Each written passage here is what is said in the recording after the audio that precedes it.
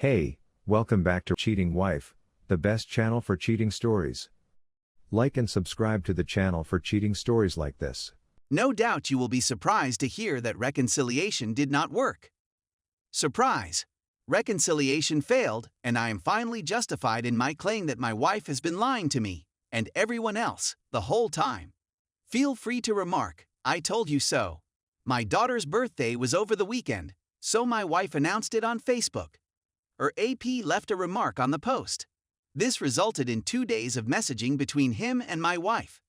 She did tell me he texted, but she just gave me a hazy account of what they were talking about and stated it was only 1 or 2 texts. She tell me he's asking how old our daughter is and so on. However, she has been carrying her phone around the home for 2 days and responding to incoming messages immediately, much as she did during her affair in the summer. She has yet to give me her phone, but she is unaware that I was able to estimate her PIN number. She is very predictable in her choices of passcodes. Things began to grow flirtatious, and they began to make references to previous interactions between them. There's nothing obvious in terms of a smoking gun. During this talk, he said that he was at home on Monday and Tuesday owing to the inclement weather and his job outdoors. She decides to color her hair after the kids have gone to bed on Monday night. I found this odd since she had just done it before Christmas and it wasn't all that horrible. Furthermore, she has returned to working from home, so who is there to impress? She was in the bathroom late at night for well over an hour doing this and other grooming. I went to bed at 11:30 p.m. and asked if I may come in to wash my hands before going to bed. She responded no and pushed my toothbrush out the door through a gap. I asked her what she was doing in there for so long, and she replied cryptically, "I'm getting ready for you. Reddit AITA. Sure. AP has the day off tomorrow, so I instantly associated it with her spending an hour or more grooming herself in the bathroom.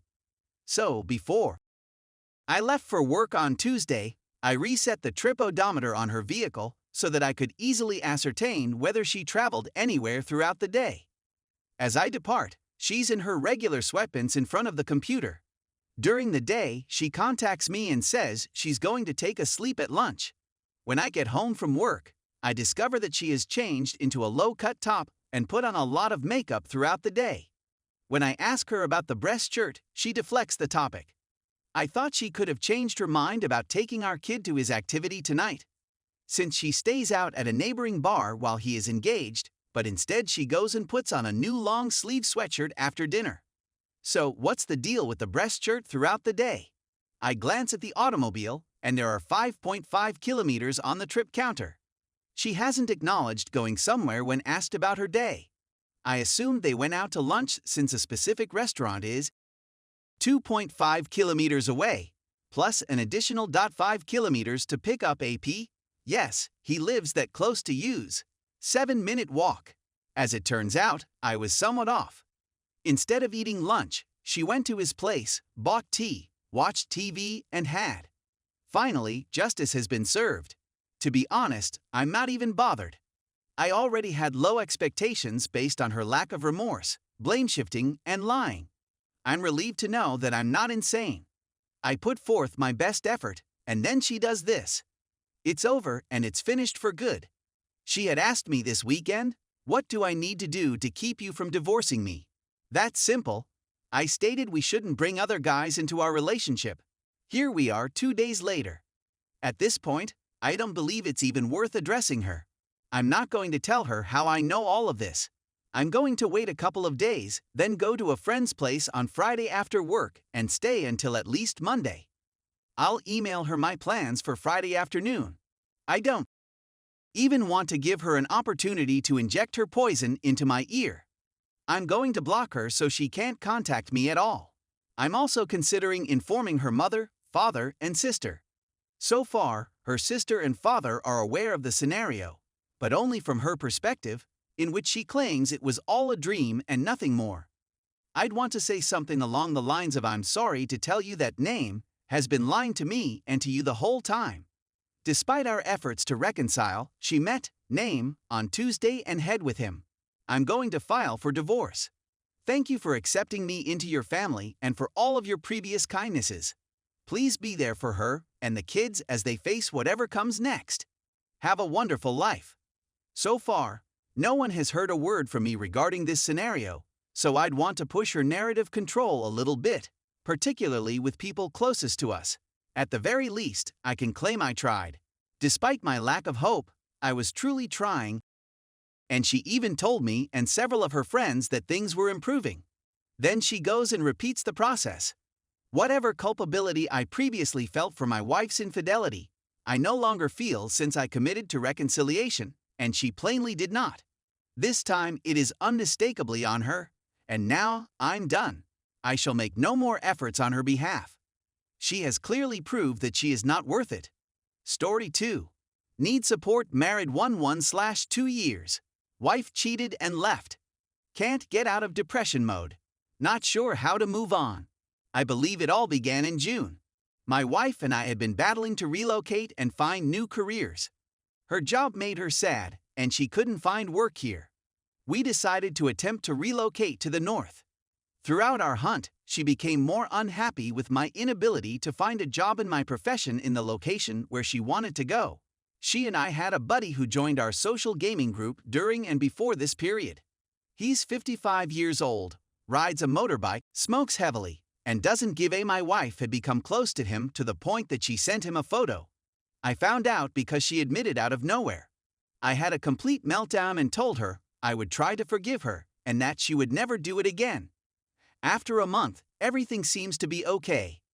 I was on the verge of completely forgiving her. That's when she decides to join him on a drinking spree. I lose touch with her as the night progresses, and eventually after the bar shuts. She finally returns home and informs me that she was babysitting him because he had too much to drink to drive home. Of course, I had my doubts, but I didn't pursue them. A few days later, I find myself having Facebook talks with him. Chats that are far nicer than a married person should have. I decided to approach her and inquire about her connection with him. What did she do? Is she looking for a divorce? At that time, she experienced a mental collapse. She claimed to have kissed him and had affections for him. She decided to pack a suitcase at that time since she didn't want to be there. I told her that tonight will determine the fate of our relationship. She could have gone anyplace else, but she chose to go to his house. I'm plainly irritated, and important time has passed. If you sleep with him, don't come home, she said on Facebook in the middle of the night. She texted me in the morning to say she'd be swinging over to retrieve some things. I inquired as to why. Because of what you said the night before, she said. For the next several weeks, we'll meet up, she'll receive her things, and we'll talk/argue. She never confesses that what she did was incorrect, or that anything was her responsibility. That she was evolving as a person, and my own development, which had just begun about a year before, couldn't keep up with her. She saw me as a person with intellectual contempt and blamed me for everything. I never mistreated her. I was living for her. I gave her all I had to offer. I dedicated my whole life to obtaining. She yanked herself out of it with no feeling. I was alone, furious, wounded, and emotionally distraught. I'd never been wounded like this before. My future was in tatters. I miss my soon-to-be ex-in-law family. She yanked them from my grasp. Over the previous several months, I've learned a lot about her that she never told me. The first was discovering that she was bipolar too. Throughout our relationship, she had only told me that she was sad, never that she had bipolar disorder. That would have altered many things, including how I handled with her depression's highs and lows. She's been an entirely different person since her break, when I confronted her. I and many others think she was having a manic episode, but we can't identify it, and her therapist, I'm not sure what he says. Speaking with several of her ex-boyfriends, I learned that when problems in her relationships were too much for her to bear, she would up and go. She was previously engaged and did the same thing to the next person, and now to me. Her parents had hoped that I would be the one with whom she would settle down, but I suppose not. Throughout this whole ordeal, I've had the support of my family, which has made it so much easier to explain what occurred to. As a result of this, I've made numerous new friends who have supported me along the journey. But, being the introvert that I am, I'm at a loss on what to do other than discuss with my therapist. I'm trying to force myself to be a better person, to discover my new self, but the despair keeps returning. Every day, I wake up wondering whether this will be the day.